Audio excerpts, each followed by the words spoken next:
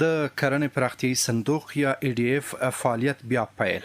د کرنې او اوبو لګولو او مالدارۍ وزارت سرپرست وایي د مالیې وزارت او سوداګرۍ خونې مسؤلینو سره دغه صندوق د بیا فعالیت طرحه شریکه شوې او هوکړه شوې چې راتلونکې اونۍ به پرانستل شي.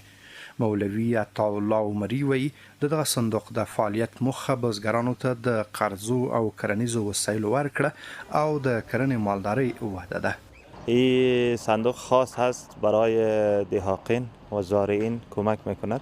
برای خود دهاقین که ضرورت به ماشینالات و امکانات دارند برش خریداری میکند. دوم نوعیشی است که مثال 10 دهقان یا 20 دهقان یک جا می شود و در ارتباط یک زمین یا مزرعه یا باغداری تصمیم میگیرد دو هم همکاری میکند.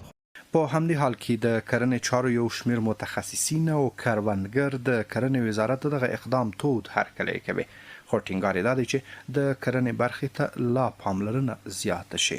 صندوق انکشاف ماویی یک فرصت خوب است، بالخصوص به دهاقین کشور.